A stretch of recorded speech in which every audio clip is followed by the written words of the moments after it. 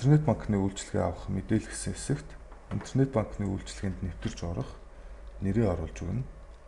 5-аас дээш тэмдэх түвхийн латин үсгээр нэрээ бичнэ. Батуул цэг юм.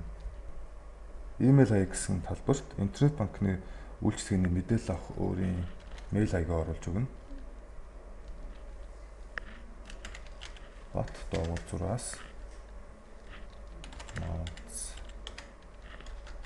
yahoo.com ингээд үйлчилгээнийхээ нөхцөлтөө танилцсан. За нөхцөлийг зөвшөөрч байвал та миний бие эдгээр үйлчилгээнүүдийг хүлээн зөвшөөрч байна гэснийг зөвлөнө. Баталгаажуулах. За зурган дээрх текстийг бичнэ. Цааш үргэлжлүүлэх гэсэн товчийг дарнаа. Иргэний мэдээллийг бүгэлснээ дараа данс сонгох гэсэн хэсэг гарч ирнэ.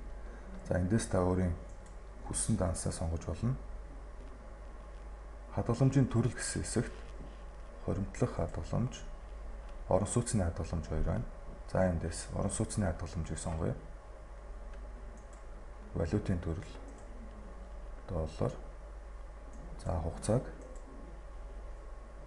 13 сараар сонгож өгье. Хугацаа сонгосон тохиолдолд хүү автоматар сонгогдоно. Хүү жилийн 6.2. Эдгээр хадгаламжуудын талаар та эндээс мэдээлэл авч болно. За ингээд хадгаламжаа сонгоцгоё. Хадгаламж сонгох гэсэн товчийг дарна. Та хэдэн ч хадгаламж нээлгэх боломжтой. Хэрэглэгчийн нэр Батуул, хадгаламжийн төрөл орон сууцны хадгаламж, валют ам доллар, хугацаа 13 сар, хүү 6.2. За тооцоолор гэсэн товчон дээр та дарж хадгаламжаа хэдэн төгрөг болж өсөхийг мэдэх боломжтой байгаа. Дахин нэмж хадгаламж нээхээр бол дахин хадгаламж сонгох гэсэн товчийг дарна.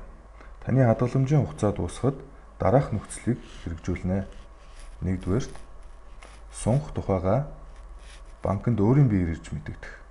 2-р гэрээний хугацаа дуусахад гэрээг энэхүү гэрээний хугацаагаар дахин сунгаж уг хадгаламжийн тухайн үед мөрдөгдөж буй нөхцлөөр үргэлжлүүлэн хадгалуулах.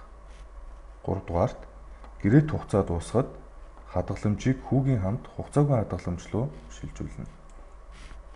Энэ тохиолдолд бид 3 дахь сонголтыг хийе.